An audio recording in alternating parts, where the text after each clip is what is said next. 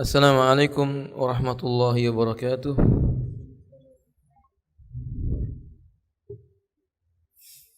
Innal hamdalillahi nahmaduhu wa nasta'inuhu wa nastaghfiruhu wa natubu ilaihi wa na'udzu billahi min shururi anfusina wa sayyiati a'malina.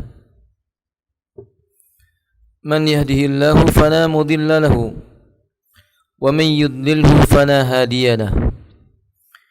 Ashhadu an la ilaha illallah wahdahu la syarika lahu wa ashhadu anna Muhammadan abdullahi wa rasulullah. Allahumma salli ala Muhammadin wa alihi wa ashabihi wa man tabi'ahum bi ihsanin ila yaumiddin. Amma ba'du. Ya ayyuhalladzina amanu taqullaha haqqa tuqatih wa la tamutunna illa wa antum muslimun. Wa ba'du fa inna asdaqal hadisi kitabullahi wa khairul hadi hadi Muhammadin sallallahu alaihi wa alihi wa sallama wa syarrul umuri muhdatsatuha. Inna kulla muhdatsatin bid'atun wa kulla bid'atin dhalalatun wa kulla dhalalatin finnar. Kita lanjutkan membaca kitab Mawsu'ah Al-Manahiyah Syar'iyyah li Syekh Salim Ibn Id Al-Hilali hafizahullah ta'ala. Bab yang ke-15, babun nahi anil khiyanati wa tadyi'il amanat. Bab tentang larangan berkhianat dan menyia-nyiakan amanah yang diberikan kepada dirinya. Ummahat a'azaniyallahu wa iyyakum, min sifatil mu'min, di antara sifat orang yang beriman,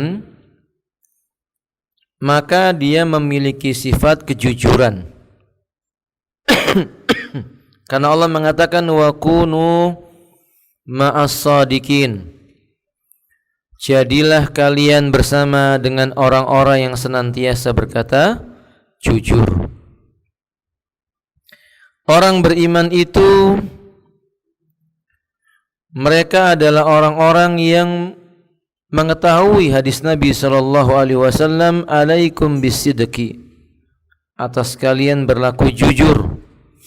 Inna sidqa yahdi ilal bir, karena kejujuran akan mengantarkan kalian kepada kebaikan atau kebajikan. Dan orang beriman memiliki sifat menunaikan amanah, karena mereka membaca firman Allah Ta'ala, an tu'addul amanat ila ahliha, agar kiranya engkau berikan amanah itu kepada pemiliknya, kepada ahlinya. Dan mereka mengetahui Nabi SAW menyebutkan al-muslim alal muslim akhun, al-muslim akhul muslim, seorang muslim atas muslim yang lainnya ia bersaudara. Lalu Nabi mengatakan la takhunuhu, tidak boleh mengkhianatinya. Karena khianat atau menyia-nyiakan amanah, tadyi'ul amanat, itu merupakan sifatnya orang-orang munafik. Kama qala Nabi sallallahu alaihi wasallam, ayatul munafik salasun, sebagaimana Nabi mengatakan tanda kemunafikan itu ada 3. Idza hadasa kadzaba, bila berbicara maka ia dusta.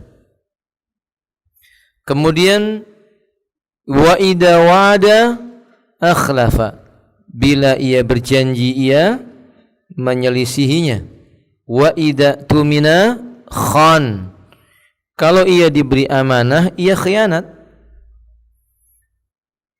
Ia menyia-nyiakan amanah yang diberikan kepadanya.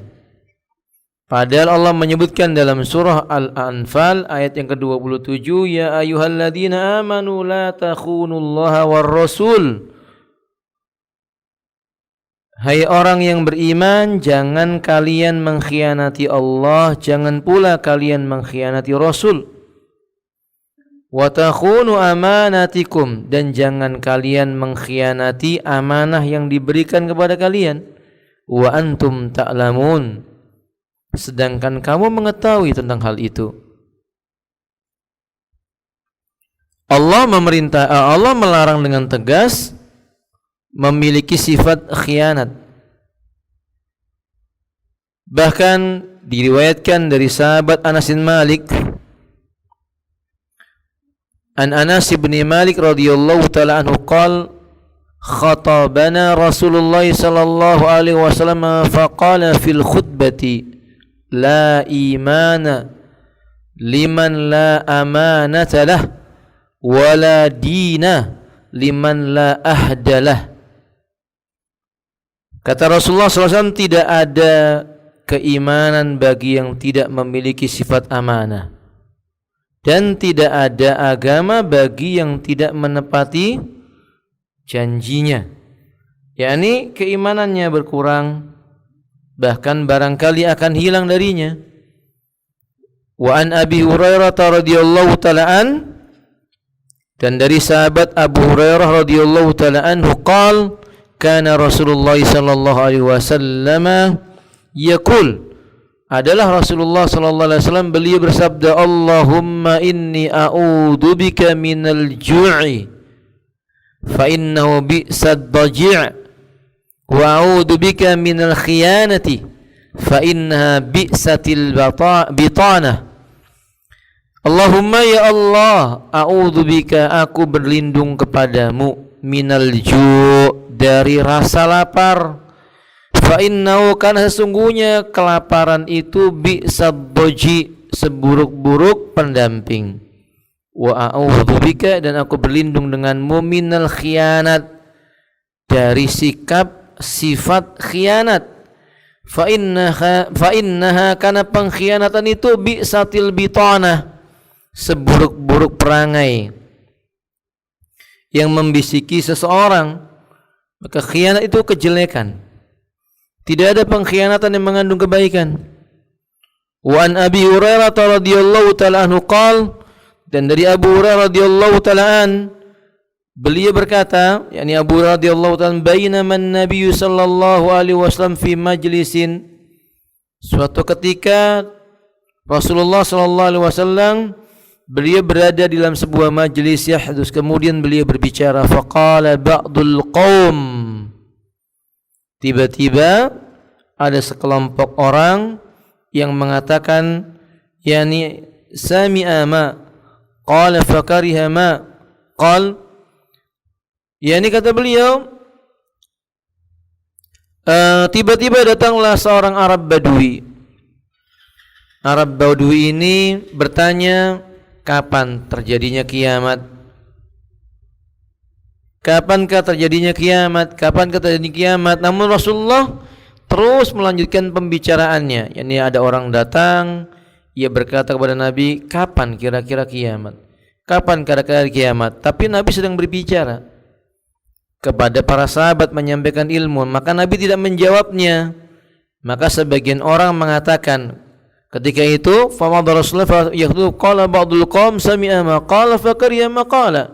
Sebenarnya Nabi itu dengar, tapi Nabi tadi marah, makanya dia enggak jawab. Ada lagi yang mengatakan balam yasma'u, enggak, Nabi enggak dengar, makanya enggak jawab. Hatta idza qadha hadisu, ketika beliau sudah menunaikan ucapannya, qal, beliau berkata, aina arahu sa'il minas sa'ah anis sa'ah. Tadi orang Badui yang mengatakan mata sa'ah, kiamat terjadinya kapan, mana orangnya? Qala ha ana ya Rasulullah. Ini loh, aku di sini wahai Rasulullah sallallahu alaihi wasallam. Qal fa idza duyiatil amanah fantadiris saah. Kiamat terjadi bila kamu jumpai amanah sudah diremehkan, tunggu sebentar lagi kiamat akan datang. Qala kaifa idatuha. Bagaimana cara bagaimana sebuah amanah itu diremehkan? Qal idza wusidal amru ila ghairi ahli fantadiris sa'ah. Kata Nabi SAW, jika urusan penting diserahkan kepada bukan ahlinya, kamu tinggal tunggu kiamat datang. Yani contoh amanah disia-siakan itu ketika perkara-perkara besar, perkara-perkara penting diserahkannya kepada orang-orang jahil. Urusan-urusan agama, fatwanya diberikan kepada orang yang tidak pernah tahu tentang agama. Yang kita jumpai pada hari ini umat, begitu banyak orang-orang muda berfatwa. Bahkan tidak jarang baru saja dia hijrah dari kemaksiatan kepada ketaatan. Baru saja dia hijrah dari kekafiran menuju kepada keislaman. Baru saja menuju kepada keimanan. Baru saja dia hijrah dari perbuatan bid'ahnya menuju perkara sunnah. Tiba-tiba dia ditanya tentang suatu hukum dan dia berfatwa dengan keterbatasan yang ada padanya, bahkan tidak ada ilmu baginya. Itu sama dengan menyerahkan sebuah perkara besar amanah kepada bukan ahlinya. Ya tentu ini merupakan bentuk penyia-nyiaan terhadap amanah. Islam melarang seseorang menyerahkan sebuah perkara besar kecuali kepada ahlinya. Wa qala, dan beliau berkata, min fikhil bab, kalau kita simpulkan dari bab ini, pertama kita ambil faedah, al amanatu khuluqun karimun wasi'ud dalalati tata'addadu surihi wa tatanawwa'u litasmul hal hayat kulliyah. Kata beliau, kita dapat mengetahui berarti amanah itu atau sifat amanah salah satu bentuk akhlak yang terpuji. Ya, cakupan bab amanah ini luas. Bentuk-bentuk amanah juga bermacam-macam. Cakupannya meliputi seluruh aspek kehidupan. Beliau mengatakan di sini, fal imanu amanatun. Keimanan juga merupakan amanah. Faman dayyaha dayya'a imanah. Barang siapa ia menyia-nyiakan amanah, itu sama dengan menyia-nyiakan keimanan yang Allah berikan kepadanya. Wal ibadatu amanah. Peribadatan juga merupakan amanah. Wa huququl ibadi amanah. Hak-haknya manusia juga amanah. Wal muamalat amanah. Muamalah, hubungan antara manusia dengan manusia, itu juga amanah, dan seterusnya. Jadi semua kebaikan-kebaikan itu amanah dalam agama. Iman amanah, peribadatan amanah, haknya manusia amanah, muamalah dengan mereka dengan cara yang baik juga amanah. Barang siapa menyia-nyiakannya, dia sama dengan menyia-nyiakan keimanannya. Berarti tidak boleh tidak punya sifat amanah. Sanian, yang kedua, naqdul amanah wa tadi'uha ammaratun ala ikhtilalil mawazin wa tirabil qayyim wa taqarabiz zamani. Jika dijumpai banyaknya pelanggaran amanah, sikap menyia-nyiakan amanah, ini merupakan tanda rusaknya sebuah norma-norma, aturan dan aturan-aturan hidup. Lebih daripada itu, kalau kita udah mulai jumpai banyak orang mau nerima amanah, tapi yang menjaga amanah sedikit. Banyak manusia kepingin dapat amanah. Saya insya Allah siap menerima amanah ini. Yang ini mengatakan saya juga siap. Tapi yang jaga amanah itu sedikit. Makin banyak yang minta amanah, tapi makin banyak yang enggak amanah, itu tanda-tanda kiamatnya sudah dekat. Tanda kiamatnya sudah dekat. Salisan, yang ketiga faedahnya, yan bagi al muslim ayyudil amanah ala wajiha al masyru' walau wafaqa insanan khanahu wa khadi'ahu. Setiap muslim itu wajib ia tunaikan amanah sesuai dengan apa yang telah disyariatkan. Ya, kalau amanah itu tidak bertentangan dengan syariat, ditunaikan. Meskipun orang lain yang dia beri amanah, ia berkhianat kepadanya. atau melakukan tipu daya kepada dirinya, nggak boleh dibalas. Misalnya si fulan, kita beri amanah, dia mengkhianati kita, kemudian dia memberi amanah kepada kita, kita nggak boleh balas pengkhianatannya. Kita wajib menunaikan amanah. Limadha, kenapa demikian? Karena li'annal khiyanata min sifatil munafiqin. Pengkhianatan itu bagian dari sifat-sifatnya orang munafik. Dan ini sudah saya terangkan di kajian hari Ahad tentang bahayanya munafik. Walidzalika amara Rasul sallallahu alaihi wasallam fil hadis alladhi akhrajahu Abu Daud wa Tirmidzi wa ghairuhuma bi isnadin hasan an Abi Hurairah radhiyallahu ta'ala anhu qala. Oleh karena itu Nabi sallallahu alaihi wasallam dalam riwayat Imam Abu Daud dan Imam Tirmidzi, beliau mewanti-wanti tentang masalah amanah ini. Kata Rasulullah sallallahu alaihi wasallam, "Addil amanah." Tunaikanlah amanah. Ila mani tamanaka, kepada orang yang telah memberikan amanahnya kepadamu. Wala takhun, jangan kau khianati man khanaka, orang yang berbuat khianat terhadap dirimu. Maksudnya kalau kamu diberi amanah, tunaikan. Sekalipun orang itu berkhianat kepadamu, tetap tunaikan amanahnya. Ini pesan Nabi. Karena memang khianat itu ciri paling gampang pada orang munafik. Ciri paling gampang terlihat pada orang munafik itu berkhianat. Selalu mengkhianati amanah yang diberikan kepadanya. Na'udzubillah min dzalik. Dan dalam hadis ini kata beliau, ada riwayat lain yang bisa menjadi sahih dari kalangan para sahabat, di antaranya sahabat Ubay bin Ka'ab, Anas bin Malik dan Abu Umamah radhiyallahu taala anhum ajmain, yang menjelaskan tentang wajibnya seorang mukmin menunaikan amanah. Saya tambahkan umat a'azani wa iyyakum, dari faedah hadis ini kita bisa mengambil faedah di dalamnya bahwa semakin manusia jauh dari Rasul, zamannya semakin jauh dengan para sahabat, pemahamannya semakin jauh dari apa yang dibawa oleh Nabi dan para sahabat, maka kita akan jumpai semakin dekat dengan pengkhianatan, semakin dekat dengan sikap-sikap kemunafikan, semakin dekat dengan kerusakan-kerusakan. Karena keilmuan yang mereka miliki semakin jauh dari Nabi, maka semakin rasa takutnya kepada Allah Ta'ala semakin sedikit. Sebab kalau seseorang cara beragamanya benar, semakin dekat kepada Nabi, semakin takut kepada Allah. Barangkali semakin jauhnya zaman, tapi pelakunya itu mendekat dengan sunnahnya Nabi, maka ini tidak berpengaruh bagi keadaan dirinya insyaallah. Tapi biasanya makin jauh dari Nabi zamannya, fitnahnya makin besar. Pengkhianatan itu bukan hanya terjadi di luar rumah. Kadang khianat itu terjadi di rumah-rumah kaum muslimin. Suaminya mengkhianati istrinya, istrinya mengkhianati suaminya, demikian anaknya terhadap orang tuanya, orang tua terhadap anaknya, menantu kepada mertuanya, dan sebaliknya, kecuali orang-orang yang dirahmati oleh Allah tabaraka wa taala. Kalau itu sudah mulai terjadi, kiamatnya makin dekat.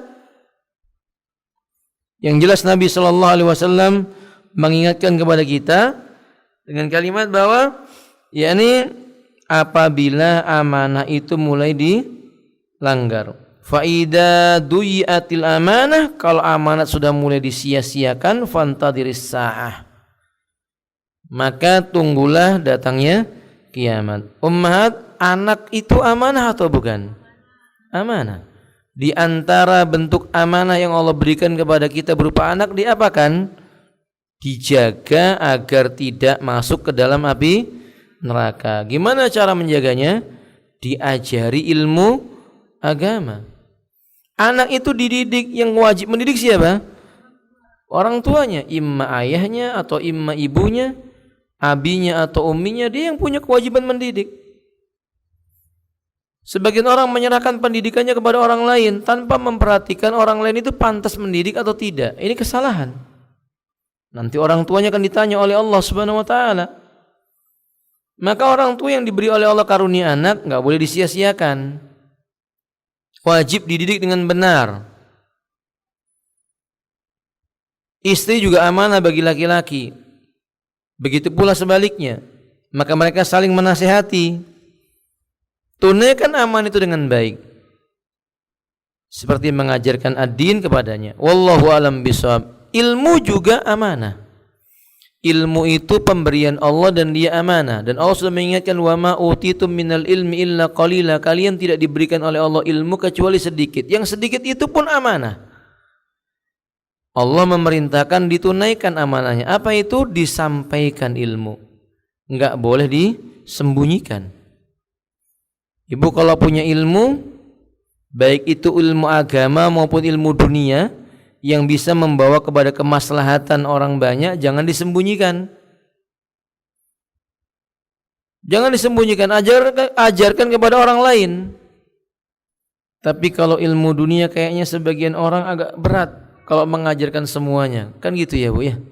Ibu pintar masak, buka toko atau warung, restoran masak.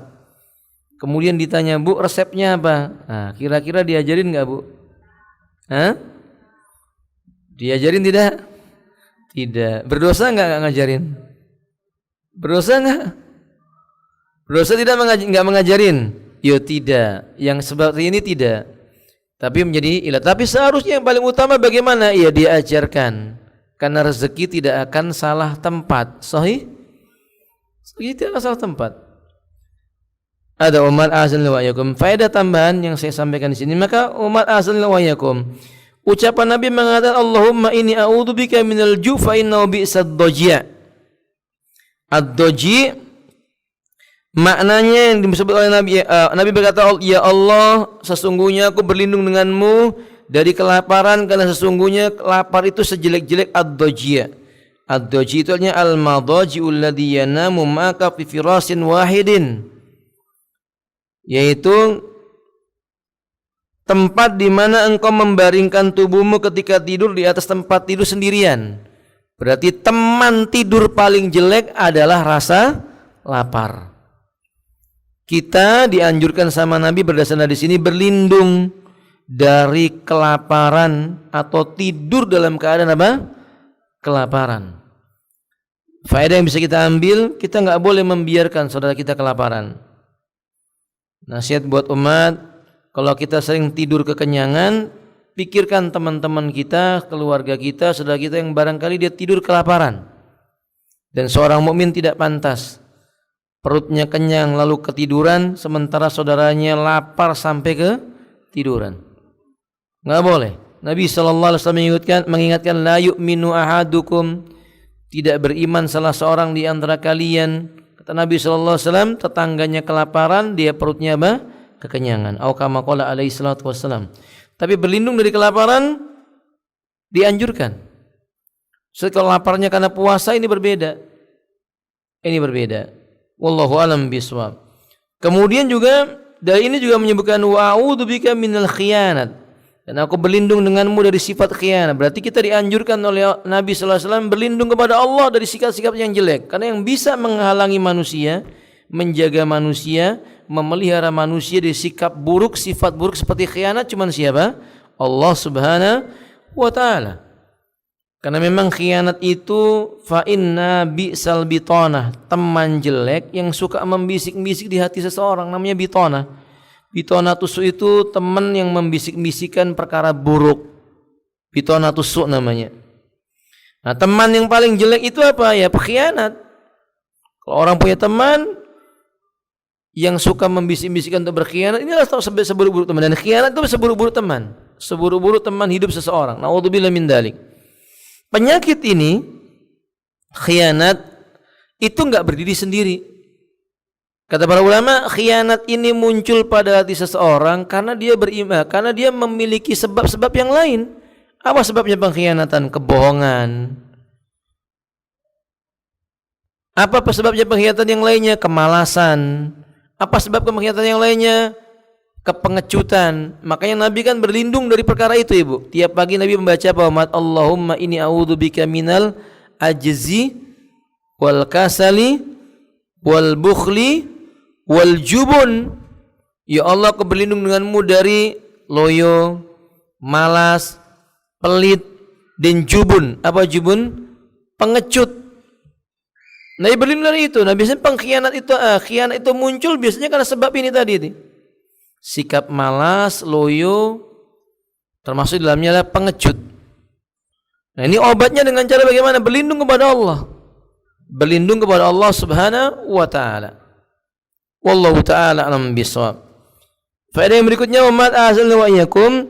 Dalil ini juga memberikan penjelasan kepada kita bahwa etika bertanya kepada seseorang.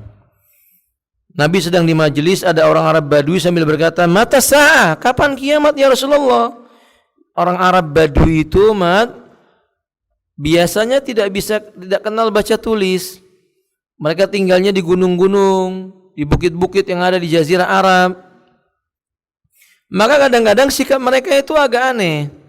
Nah, Nabi itu orang yang bijak. Nah, orang Arab Badui ini datang, Nabi sedang ngobrol, tiba-tiba langsung dia berkata, "Mata sa'ah? Mata sa'ah?" Dia enggak panggil ya Rasulullah, kira-kira kiamat datang. Langsung dia bilang, "Mata sa'ah?" Kiamat kapan? Kiamat kapan, kata dia. Nah, ini berarti kan orang ini kepingin tahu, tapi ini orang jujur. Etika yang benar enggak boleh begitu. Tidak boleh memotong pembicaraan seseorang. Nah, Rasulullah SAW di antara adabnya, akhlak beliau lanjutkan materinya. Begitu selesai beliau sampaikan, beliau cari orangnya. Mana tadi yang nanyakan hari kiamat? Ini penting, apa faedahnya?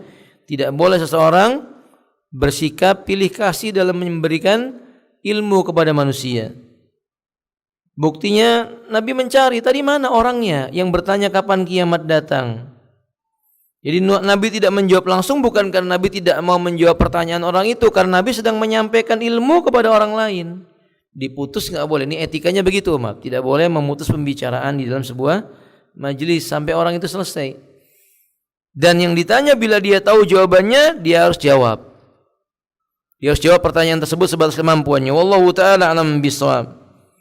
Faedah yang ketiga, faedah yang berikutnya, dalam dalil ini Nabi menunjukkan, para sahabat menunjukkan bahwa mereka menilai orang yang bertanya tadi bermacam-macam. Ada yang mengatakan bahwa itu Nabi marah sama orang itu, dia enggak punya adab.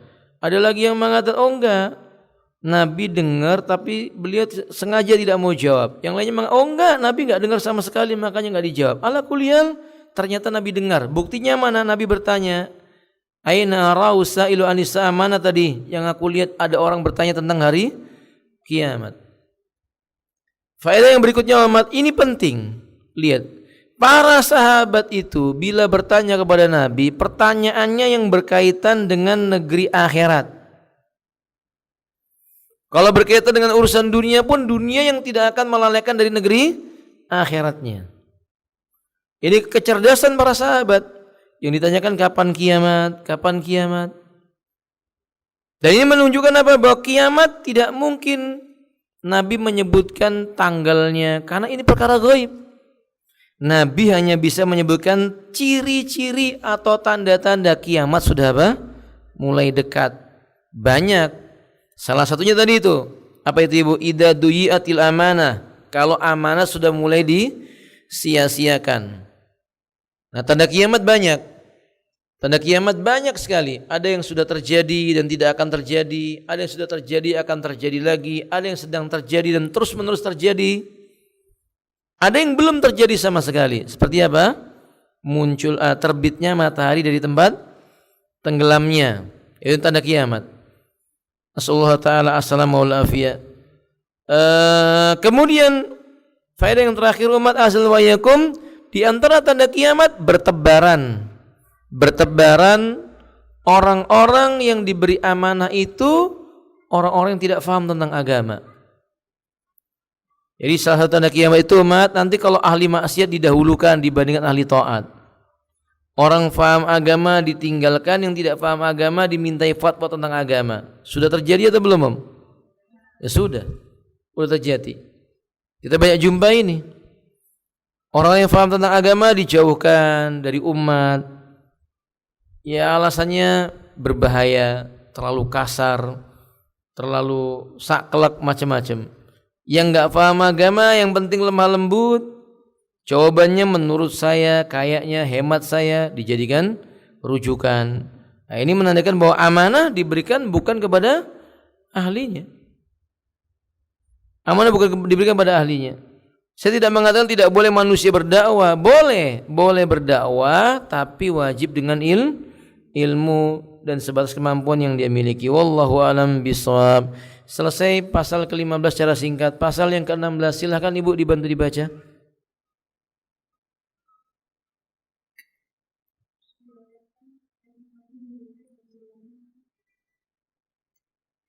Judulnya dibaca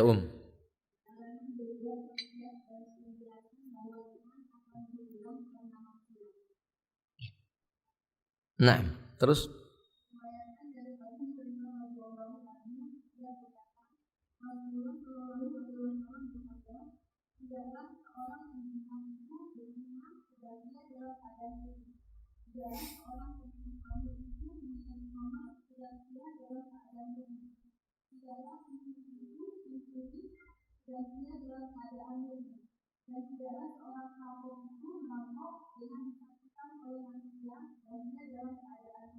Nah, qala muallif bidallahu ta'ala babut tahdhir minal ma'asi jumlatan. Bab tentang penjelasan larangan berbuat maksiat secara umum. Wa bayanu naqsil iman biha, dan penjelasan singkat bahwa iman berkurang akibat perbuatan maksiat. Wa nafyu anil mutalabbisu bil ma'siyati ala iradati nafi kamalihi, dan bab ini menjelaskan tentang bahwa tidak sempurna keimaman seseorang ketika seseorang itu suka berlumur dengan perbuatan kemaksiatan. Pertama ummahat, apa yang dimaksud dengan al-ma'asi? Yang maksud dengan al-ma'asi adalah segala perkara yang menyelisihi syariat, maka namanya maksiat. Juga disebut dengan ad-dunub, yaitu dosa-dosa. Pokoknya apapun perkara tersebut yang menyelisihi syariat, boleh jadi menolak, boleh jadi menentang, boleh jadi melanggar, maka disebut dengan maksiat. Bentuknya bukan mesti sesuatu yang menurut pandangan manusia menjijikkan. Tapi kalau perkara itu nampak enggak menjijikkan, tetap menyelisih syariat, dianggap maksiat. Misalnya umat azal wa yakum, contoh maksiat itu melemparkan pandangan kepada yang bukan haknya. Datang ke rumah teman, mau bertamu, diketuk pintunya 3 kali enggak keluar, lalu melemparkan pandangan ke dalam rumah teman itu enggak boleh, itu maksiat. Atau mungkin laki-laki mau masuk sebuah ruangan itu dia tahu ada perempuan, barangkali istrinya bersama dengan teman-temannya, tanpa memberitahu bahwa dia akan masuk, itu maksiat. Karena Nabi mengatakan iyyakum waddukhul 'alan nisa. Hati-hati kalau masuk menjumpai perempuan, jangan nyelonong saja. Karena barangkali di balik tabir itu ada perempuan yang tidak menutup auratnya. Kalau itu dilanggar, maka dia maksiat. Termasuk amalan-amalan yang dinisbatkan kepada agama tapi enggak datang dalilnya dari Quran dan Sunnah atau tidak datang dari syariat, maka namanya maksiat. Tapi maksiat yang ini luar biasa, namanya bid'ah. Man amila amalan laisa alaihi amruna fahuwa raddun. Barang siapa mengerjakan sebuah amal tidak ada contohnya dari kami, maka dia tertolak. Maksiat sering disebut dengan ad-dunub. Yunqasamu ila qismaini, dibagi menjadi 2, ibu-ibu. Dalam akidah Ahlussunnah, dosa itu ada 2. Maksiat itu ada 2, yang besar dengan yang kecil. Dosa besar dengan dosa kecil. Apa bedanya dosa besar dengan dosa kecil? Cara membedakannya gimana, Bu? Dosa besar dengan dosa kecil. Ummahat, masih bersama saya toh? Ayo, apa bedanya, Bu? Gimana cara membedakan dosa besar dengan dosa kecil?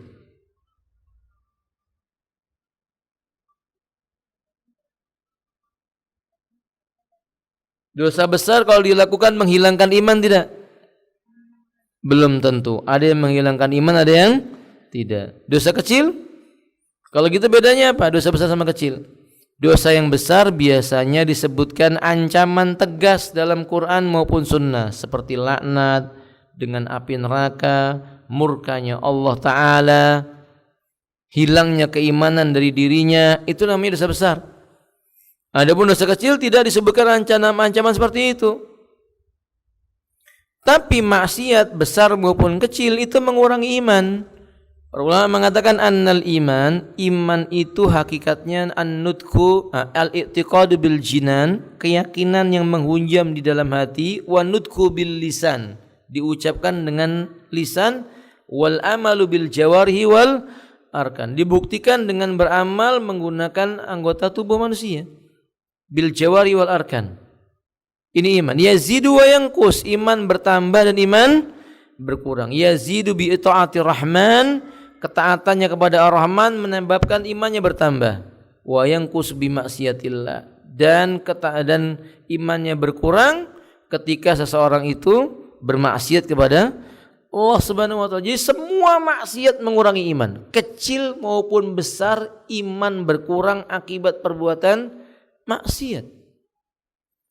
Maka Islam memberikan peringatan, hati-hati dengan perbuatan maksiat, bisa mengurangi iman seseorang, bahkan meninggalkan jejak warnanya hitam di hati seseorang. Idar takabal abdu danban nukitat fi qalbi nuqtatan sauda. Bila seorang hamba ia melakukan sebuah perbuatan dosa, Allah akan tinggalkan jejak di hati pelaku dosa itu, titik yang berwarna hitam. Berarti maksiat merusak. Dan Allah Subhanahu wa taala memerintahkan kaum muslimin menghindari maksiat, mencegah maksiat, menegakkan amar ma'ruf dan melakukan nahi mungkar kepada perbuatan maksiat. Wallahu a'lam bishawab. Contohnya adalah dosa zina. Zina jelas maksiat. Wala syakka wala raiba, zina haram. Allah mengatakan wala taqrabuz zina, jangan kalian dekati perbuatan zina. Perkara yang mengantarkan kepada zina saja haram. Inna fahisah wa sa'at sabila, karena zina itu menjijikkan dan kotor, fahisah, dan zina itu jalan yang jelek. Mendekatkan kepada perbuatan zina haram. Hal yang bisa mengantarkan kepada perbuatan zina haram. Apapun itu umat. Khalwat contohnya. Apa khalwat? Iya, berdua lelaki dengan perempuan yang tidak ada ikatan mahram di tempat bersepi-sepi, namanya khalwat, menyepi. Khalwat dari kata khalian, artinya sepi, berduaan. Ya khalwat nggak boleh yang tidak ada ikatan mahram.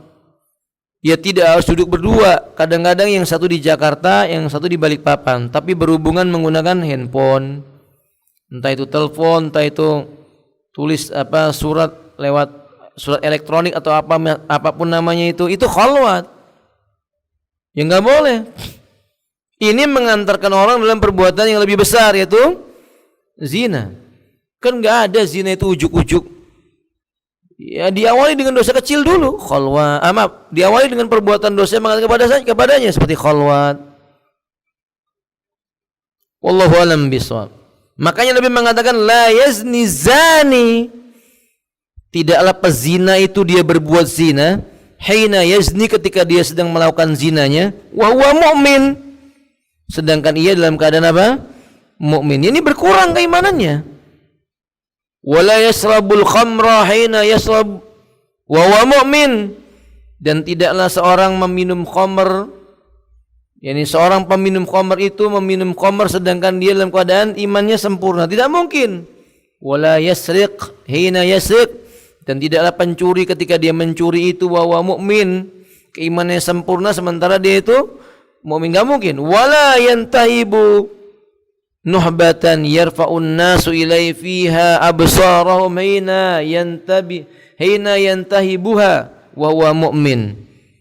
Lalu kata beliau, tidak seorang perampok itu ketika merampok dengan disaksikan oleh manusia sedangkan ia dalam keadaan imannya sempurna, enggak mungkin. Nas ini menjelaskan zina haram, minum khamr haram, mencuri haram, merampok atau begal juga haram. Itu mengurangi iman. Kalau sampai dia menghalalkan, bukan hanya mengurangi, menghapuskan imannya. Kalau dia menganggap perbuatan itu halal, hapus imannya, alias kufur. Wallahu a'lam bishawab. Nah, maksiat yang paling berbahaya salah satunya maksiat apa? Perbuatan bid'ah. Perbuatan bid'ah ini maksiat yang luar biasa. Kalau maksiat selain bid'ah, sebagian para ulama menyebutkan bahwa al bid'atu ahabbu ila iblis minal ma'asi. Perbuatan bid'ah lebih dicintai oleh iblis dibandingkan maksiat biasa. Kenapa, Umat? Iya. Orang yang berbuat bid'ah susah diajak taubat. Orang kalau udah berbuat bid'ah, hobi dengan bid'ah, bahkan mendakwakan bid'ahnya, membela bid'ahnya, kalau dia diberi nasihat dia tolak, dia lebih pilih perbuatan bid'ahnya. Anda akan jumpai susah dia taubat. Karena dia akan menganggap bid'ahnya itu apa? Baik. Ya, orang baik masa suruh taubat? Makanya enggak taubat-taubat. Beda sama pezina. Orang berbuat zina, kita datang menasihatinya, ini haram. Dia menyadari ini haram, dia mau taubat. Orang mencuri dia sadar itu haram. Enggak ada kan ibu orang mencuri mengatakan mencuri hasanah, enggak ada. Enggak ada orang yang punya istilah nyolong hasanah, korupsi hasanah, atau apa lagi? Minum khamr hasanah, enggak ada. Tapi giliran bid'ah ada yang namanya apa? Bid'ah agak aneh juga ini. Padahal sama-sama maksiat. Nah, itu mengurangi keimanan. Dan tidak jarang orang yang berbuat bid'ah, sudah saya terangkan di pertemuan sebelumnya, itu hatinya dikunci mati sama Allah, susah nerima sunnah. Kebalikannya, yang sunnah dibilang sesat, yang bid'ah dibilang hidayah. Padahal hadisnya menyebutkan kullu bid'atin wa kullu dhalalatin. Nah, ini yang tegas demikian. Wallahu a'lam bishawab. Disebutkan dalam riwayat yang lainnya, qala muallif hafizallahu taala, muallif menyebutkan di riwayat yang lainnya ada tambahan fa iyyakum, maknanya tinggalkan perbuatan itu, jauhi dia. Di riwayat yang lain kalimat wa taubatu ma'rudatun ba'd. Kata beliau ditambahkan pintu taubat itu masih terbuka untuknya setelah itu. yakni orang yang berbuat zina tadi itu tidak kafir. Menunjukkan bahwa tidak setiap perbuatan dosa besar mengkafirkan, tapi berbahaya, mengurangi keimanan. Ibu-ibu kita hidup di satu zaman yang beda dengan para sahabat. Yang dulu sahabat pernah hidup dengan orang-orang di masa beliau. Anas bin Malik misalnya, ia berkata kepada murid-muridnya, antum qaumun, kalian itu suatu kaum yang membuat aku merasa heran. Tarawna dhanban saghiran, kalian pandang dosa itu kalau kecil kayak lalat hinggap di hidung, lalu kalian berkata uf. Kami dulu, kata Anas, memandang dosa walaupun kecil seperti gunung yang besar. Kalau dia akan menimpa kami, makanya beliau mengatakan la tarawna saghira aw kabira minad dunubi walakin nandur. La tandur saghira aw kabira minad dunubi walakin nanduri liman ta'si ilaihi. Kamu jangan pandang dosa itu kecil maupun besarnya, tapi cobalah kamu lihat zat yang kamu berani bermaksiat kepadanya itu siapa, yaitu Allah Subhanahu wa ta'ala. Celaka kalau orang berbuat maksiat kemudian dia mengatakan cuma dosa kecil saja. Semua maksiat wajib dijauhi sekuat tenaga. Jangan malah maksiat dimasukkan ke dalam rumah-rumah kaum muslimin. Diriwayatkan dari Abdullah bin Mas'ud radhiyallahu ta'ala, beliau bersabda, sibabul muslim fusukun wa qitaluhu kufr. Ini contoh maksiat. Kata Nabi, sibabul muslim, mencaci maki orang muslim itu fusuq, tanda kefasikan. Wa qitalu kufrun, memeranginya atau membunuhnya tanda-tanda apa? Kekufuran. Hadis dikeluarkan oleh Al-Imam Al-Bukhari dan juga Al-Imam Muslim.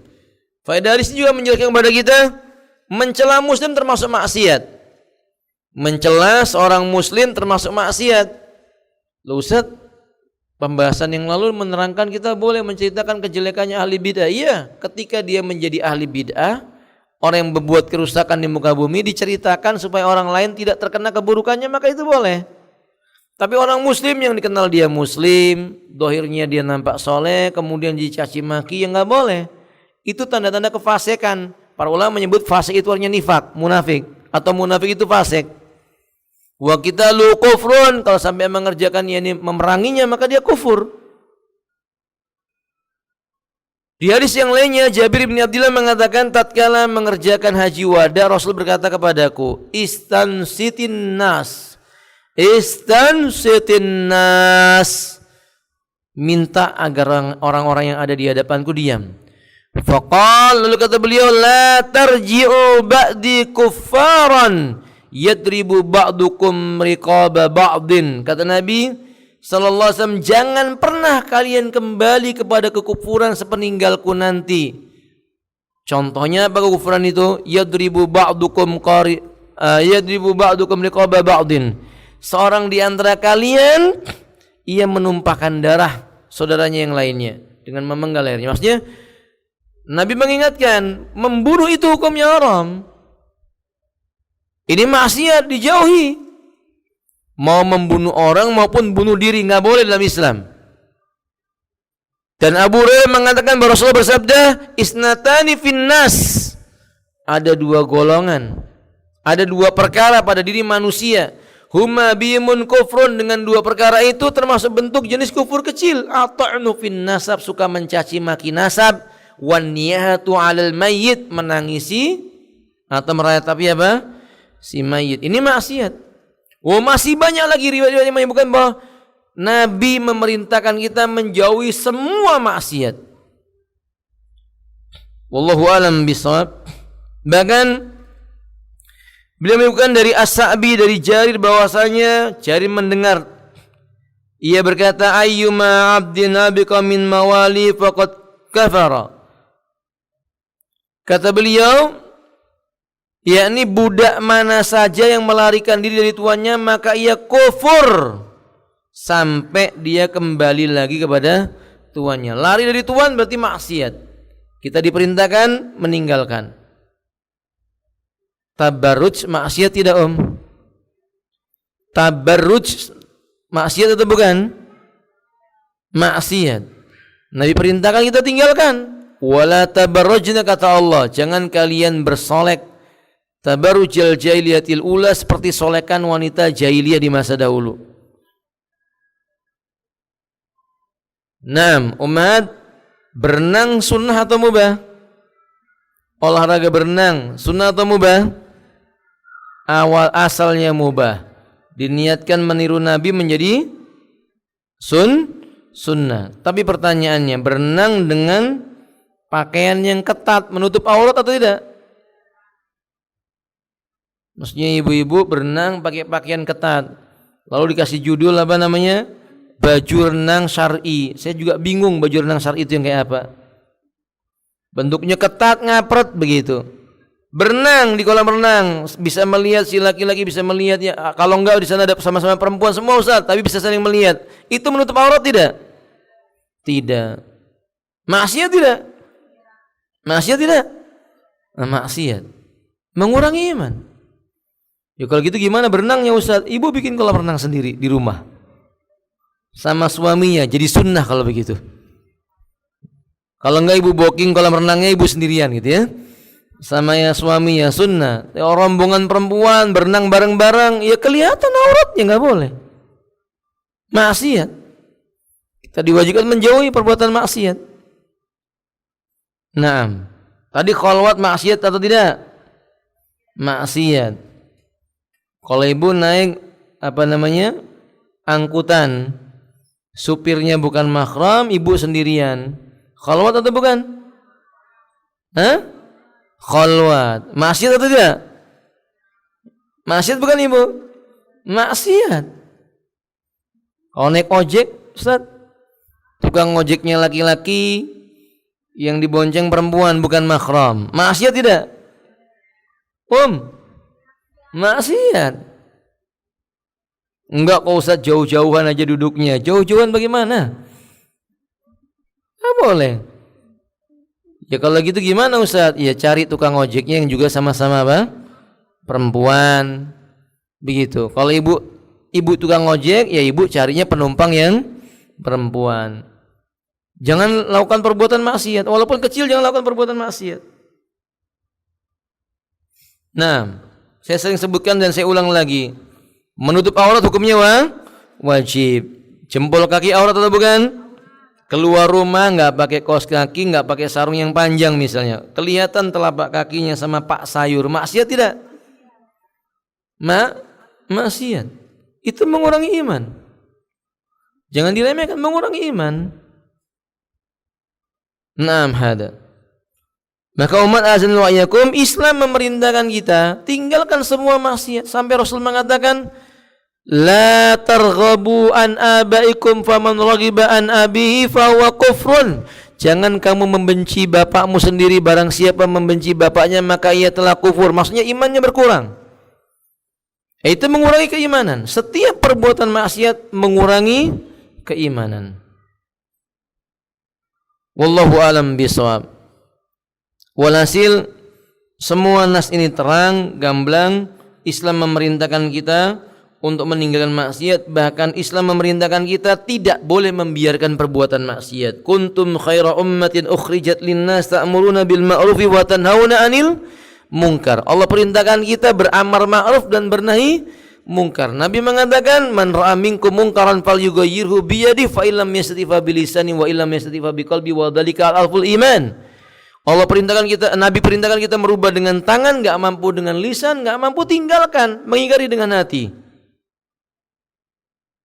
Perbuatan maksiat dibegitukan dan tidak boleh basa-basi dengan perbuatan kemaksiatan. Apa kandungan bab ini? Insyaallah diluaskan di pertemuan yang akan datang insyaallah. Kita soal wal jawab. Kita tanya jawab Ibu. Ada pertanyaan? Baik.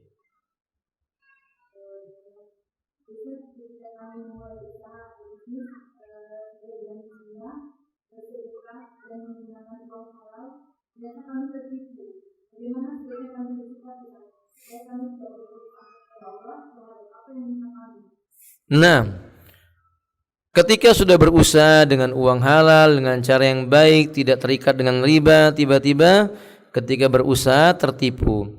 Apa yang harus dilakukan oleh orang tersebut? Yang pertama, yang dia harus tahu hadis Nabi SAW, idza aradallahu ala abdin idza aradallahu mahabbatan ala abdin yusib lahu. Bila Allah menghendaki seorang hamba itu dicintai sama Allah, Allah akan uji dia. Atau kama qala alaihi salatu wasalam. Jadi ketika dia tertipu, dia teringat ini ujian. Tanda Allah akan meletakkan kecintaan kepadanya. Dan Allah akan mengangkat derajatnya. Kalau dia bersabar, maka Allah akan lipat gandakan pahalanya di dunianya kemudian di akhiratnya. Yang kedua, mungkin usahanya modalnya juga sudah halal, tidak mengambil dari uang riba, tapi barangkali ada dosa yang lain yang ia lupakan. Maaf, ada seorang datang kepada Hasan Al-Basri dan dia berkata, saya terus-menerus dapat ujian. Kata Hasan Al-Basri, kamu masih punya ayah dan ibu? Iya. Kata Hasan Al-Basri, berbuat baiklah kamu kepadanya. Barangkali dosa itu berupa apa? Gara-gara sibuk dengan perdagangan, lupa dengan haknya orang tua, kurang bakti sama orang tua, asyik dengan usaha, perkara-perkara dunia, jarang mengunjungi orang tua, jarang nelpon orang tua, jarang mendoakan orang tua. Sudah ketipu baru dia sadar, oh iya, dia lalai dari siapa?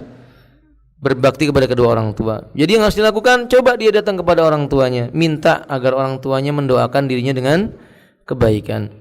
Yang ketiga, ambil hikmahnya. Apa hikmahnya? Coba kalau seandainya Anda berdagang kemudian langsung untung, mungkin Anda lupa sama Allah. Ketika Anda dagang kemudian tertipu, Anda jadi ingat sama Allah. Oh, ternyata si pemberi rezeki itu siapa? Allah. Hari ini belum diberi rezeki, tapi suatu saat akan datang, karena Allah tidak mungkin salah menempatkan rezeki kepada siapa yang berhak mendapatkannya. Yang terakhir, Ibu-ibu, tiap-tiap apa yang diambil oleh Allah dari seseorang nggak mungkin nggak diganti. Dia percaya diganti. Maka ketika dapat musibah seperti itu, ucapkan apa ibu? Inna lillahi wa inna ilaihi rajiun. Kemudian ucapkan apa? Allahumma ajurni fi musibati, beri aku ganjaran atas musibah yang menimpaku. Lalu ucapkan apa ibu? Wa akhlif li khairam minha, ganti untukku dari yang lebih baik dari apa yang telah engkau ambil. Diganti sama Allah. Doa, ya Allah ini musibah, engkau telah menghendaki engkau mengambilnya, ganti yang lebih baik dari itu ya Allah. Allah akan ganti. Ini cara agar dia tidak berprasangka buruk kepada Allah Subhanahu wa taala. Terakhir, ingat Bu, barangkali Allah ingin mengingatkan Anda. Apa itu? Anda diciptakan di dunia bukan untuk cari harta. Ummahat, kita diciptakan di dunia buat apa? Buat apa Ibu? Ibadah. Barangkali ada salah niat waktu mau usaha. Mungkin pikirannya, ini udah kelihatannya ini bakal untung besar nih. Kalau untung saya mau beli rumah, mau beli mobil. Mbok yo sekali-kali niatnya, kalau untung saya gunakan berangkat haji, berangkat umroh, menghajikan orang tua, mensodakai fuqara masakin dan yang lain-lainnya. Karena kita diciptakan di dunia bukan untuk cari harta, tapi untuk ibadah. Wa ma khalaqtul jinna wal insa illa liya'budun. Wallahu alam bishawab. Nah,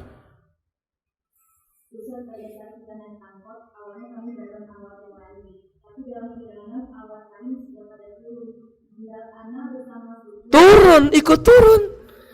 Jadi kalau ibu misalnya berlima naik angkot, 4 turun, ibu jangan berdua. Nanti yang ketiganya siapa?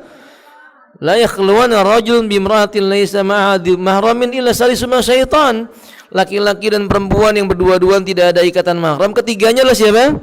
Sudah kalas. Kalau misalnya yang 4 turun, ibu juga turun. Jangan tetap sama apa? Bang angkotnya. Jangan. Nanti ada syaitannya. Fahim tuan? Ustaz, ya kan sayang Ustaz. Tidak ada kalimat sayang untuk perkara yang mengandung maksiat. Tinggalkan, nanti diganti sama Allah. Wa may yattaqillaha yaj'al lahu makhraja wa yarzuqhu min haitsu la yahtasib. Allah akan ganti yang lebih baik. Allah kasih jalan keluar dan kasih rezeki dari yang tidak disangka-sangka. Jadi ibu harus turun, ganti yang lainnya. Yang kira-kira angkotnya ada penumpang yang lain. Fahim? Wallahu alam bishawab. Nah.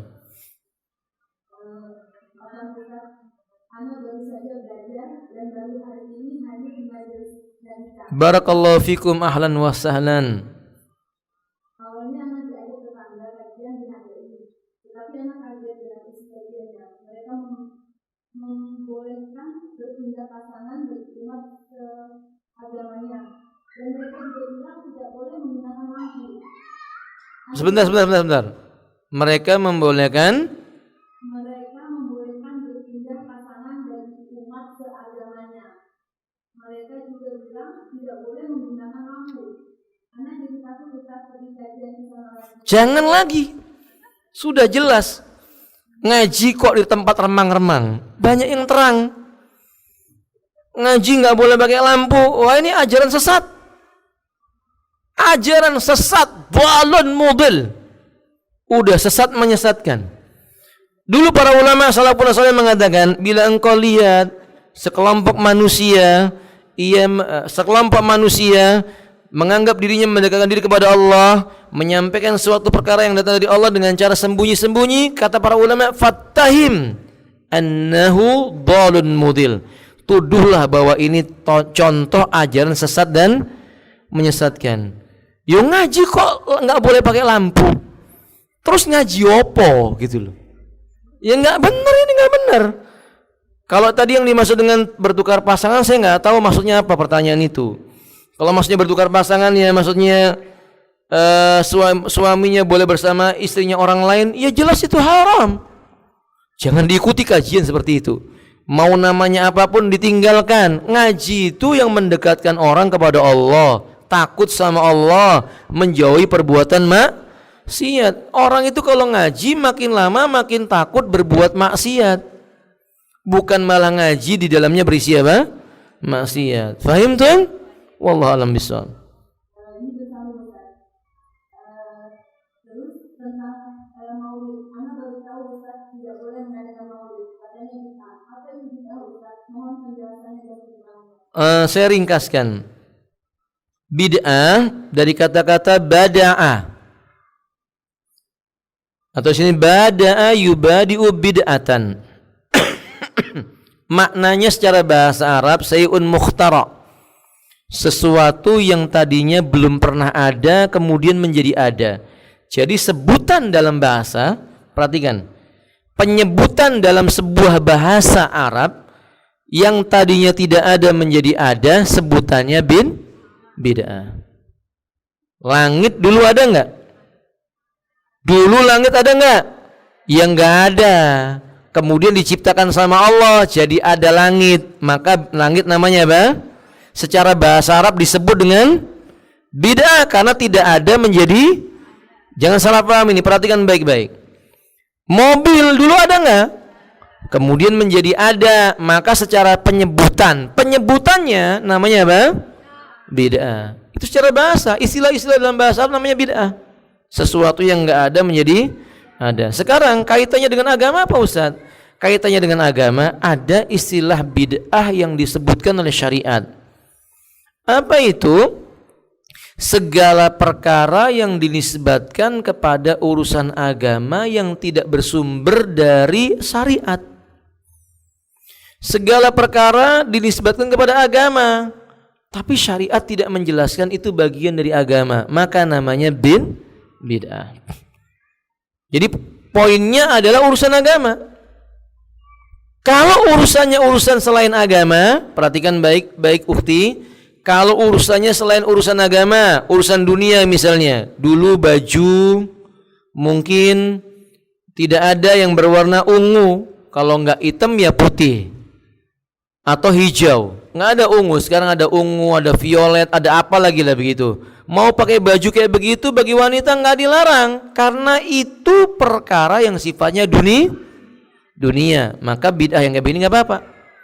Dulu orang naik onta, sekarang naik sepeda motor, mobil, pesawat terbang, dan semisalnya. Maka itu perkara dunia, nggak ada masalah. Nabi kita mengatakan antum a'lam bi umurid dunyakum, kalian lebih tahu dalam urusan dunia kalian. Tapi untuk urusan agama nggak boleh ada inovasi, nggak boleh cara sholat berinovasi. Kalau misalnya kemarin ngangkat tangannya bareng-bareng kanan dan kiri, sekarang berinovasi kanan dulu, Allahu Akbar, baru kiri. Ya nggak boleh, karena urusan agama itu baku. Allah telah mengatakan al-yauma akmaltu lakum dinakum wa atmamtu alaikum ni'mati wa raditu lakumul Islam madinah. Hari ini ku telah sempurnakan agama kalian, aku sempurnakan bagi kalian agama kalian, aku cukupkan nikmatku atas kalian, aku redho Islam sebagai agama bagi kalian. Nah ibu-ibu, agama udah sempurna, jangan ditambah, jangan dikurang. Menambahi atau mengurang-urangi yang enggak datang dari syariat ini maka disebut dengan begitu ukhti. Apa boleh Ustaz dalam agama? Enggak boleh. Enggak boleh bid'ah dalam agama. Nabi mengatakan man amila amalan laisa alaihi amruna fahuwa raddun. Barang siapa mengada-ngadakan sebuah perkara baru dalam urusan agama yang tidak datang dari kami, kata Nabi, maka dia tertolak. Intinya perkara agama jangan tambah, jangan kurangi. Fahim tun? Nah, wallahu alam bisawab.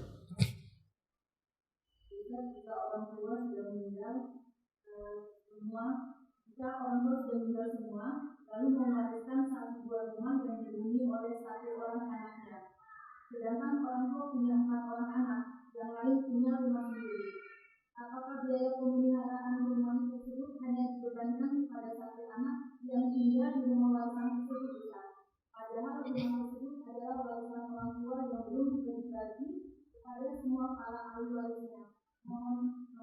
Nasihat kami agar bermusyawarah, karena kaum muslimin dianjurkan dalam agama ini bermusyawarah.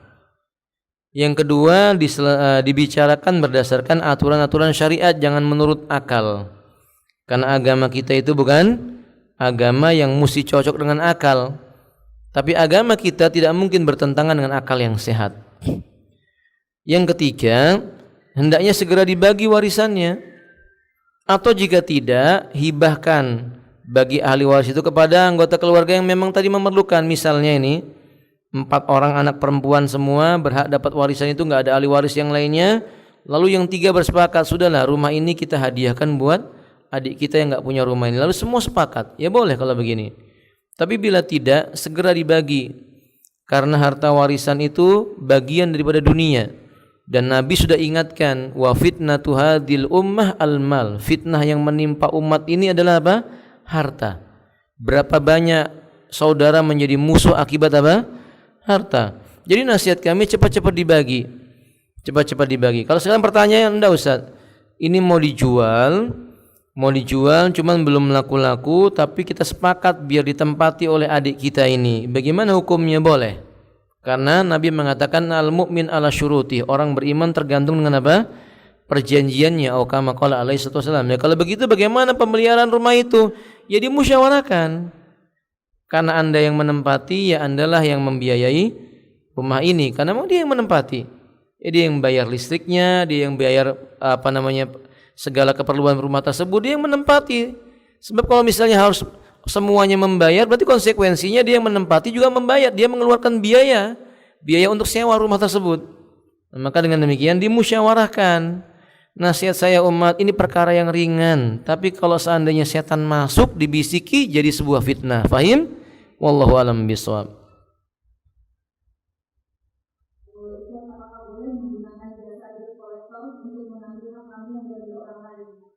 Jasa debt collector mengambil harta apa? Misalnya gini Bu, karena debt collector ini ada kerancuan, banyak kerancuan. Kita khawatirnya berbentuk apa? Kedoliman juga. Umat azanillahu wa iyyakum, kalau kita punya uang dipinjam oleh saudara kita yang muslim, saudara itu enggak mengembalikan harta kita yang dipinjam olehnya. Yang harus diingat baik-baik, selama uang itu belum dikembalikan oleh orang itu keuntungan bagi orang yang meminjaminya. Apa keuntungannya? Selama itu dianggap dia bersedekah kepadanya dan hartanya sampai dikembalikan. Kalau ternyata orang itu enggak bayar-bayar, keuntungan di yaumil qiyamah, kebaikan orang itu akan diberikan kepada orang yang menghutanginya. Ustaz, dia enggak punya kebaikan, kejahatan orang yang memberi hutang tadi itu atau yang memberikan piutang tadi itu akan dipindahkan kepada yang mengambil hartanya. Jadi ingat baik-baik, bila kita didolimi oleh orang lain, pada hakikatnya kita punya keuntungan yang besar di sisi Allah Subhanahu wa taala. Maka yang kedua, adukan kepada Allah. Nah sekarang ketiga, boleh enggak Ustaz menggunakan jasa untuk mengambil hartanya? Pada asalnya boleh, dengan catatan tidak membalas kedoliman dengan kedoliman yang lebih besar. Ya enggak boleh misalnya datang mukuli orang itu supaya orang itu mau bayar, dihajar, diculik, ya itu enggak boleh. Enggak boleh. Kita tidak boleh membalas kedoliman dengan apa? Kedoliman. Jangan balas kedoliman dengan kedoliman, kecuali sebatas kedoliman yang dia miliki. Kalau dipukuli, dihajar, enggak boleh. Yang ada dalam Islam, kalau ada orang itu mau bayar hutang, punya hutang enggak bayar-bayar, diadukan kepada siapa? Umara. Dimeja hijaukan kepada umara, hukumnya diserahkan kepada mereka. Nah ini yang diperbolehkan. Nanti umara akan mengambil semua hartanya, digunakan buat membayar orang yang dihutangin tadi itu. Begitu caranya. Adapun debt collector yang ada pada zaman sekarang, wallahu alam, saya khawatir nantinya muncul kemudaratan yang lebih apa? Besar. Wallahu alam bishawab. Nah.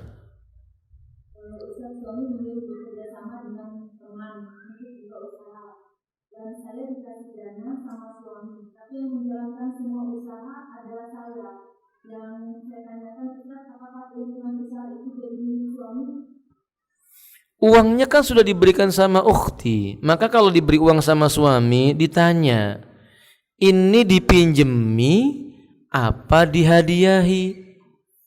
Faham ibu? Kalau suami yang mengatakan, nih uang buat modal usaha, entar dulu. Ini statusnya harta yang Anda berikan ini suamiku sebagai bentuk hibah atau engkau tanam modal. Kalau tanam modal kan berarti ini namanya apa ibu? Berbentuk mudharabah. Apa itu mudharabah? Ibu sebagai pelaku kerjanya, suami sebagai pemodal. Kalau begitu suami dapat keuntungan. Tapi kalau suami yang mengatakan enggak, ini 10 juta hadiah buat Umi, silakan buat usaha, ya berarti keuntungannya semua buat siapa? Keuntungannya semua buat siapa ibu? Yang bekerja dengan punya modal tadi itu, ya ibu. Suaminya nggak punya hak apa-apa, nggak punya hak lalu mengatakan, "Mi, kan kemarin modalnya aku yang kasih, maka aku minta keuntungannya." Ini sama dengan seseorang yang memberi, sama dengan seekor anjing yang memakan sesuatu, menjilat kembali muntahnya. Karena dia memberi sesuatu tapi dia minta kembaliannya, nggak boleh. Nggak boleh dalam syariat Islam. Maka nasihatkan suaminya, atau ditanya dulu, "Ibu, ini maksudnya apa? Hadiah atau..." Kalau suaminya enggak lah, itu ya maksudnya kamu pakai aja bareng-bareng buat kita. Oh, kalau begitu berarti itu uang suami yang ditanam modalnya buat siapa? Ibu. Dibagi dengan cara yang jelas. Maka ini penting ibu-ibu. Permasalahan dunia itu dalam Islam harus ditegaskan. Ini maksudnya apa? Hadiah-hadiah, pemberian-pemberian, pinjaman modal. Walaupun suami dengan siapa? Istri. Jangan punya kaidah hartaku, hartamu, hartamu, hartaku. Itu akan menyulitkan di yaumil qiyamah. Fahim tuh? Makanya Anda lihat Khadijah, hartanya Khadijah. Kalau Khadijah mau diberikan kepada Rasulullah. Faham? Begitu seterusnya. Wallahu a'lam bishawab.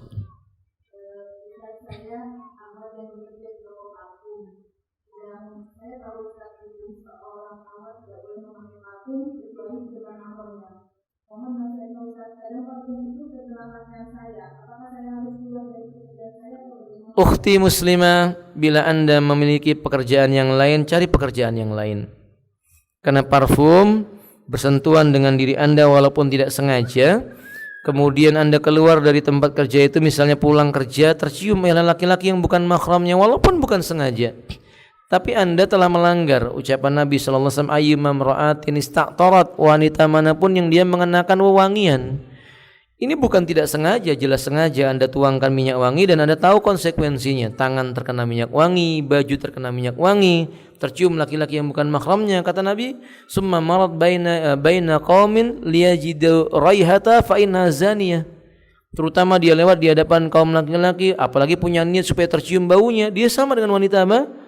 Berzina. Jadi kami katakan, kalau ukhti misalnya punya pekerjaan yang lain, atau misalnya ukhti setelah selesai dari bekerja itu, sebelum pergi keluar dari tempat kerjaan itu, mau pulang maksudnya, bersihkan dulu tubuhnya sampai bau wanginya hilang, ya nggak apa-apa. Tapi kalau seandainya bau wanginya nggak hilang, Anda pulang tercium laki-laki, fitnah ukhti, fitnah. Ingat, kalian para wanita, fitnah yang paling berat bagi kaum laki-laki. Wallahu a'lam bishawab.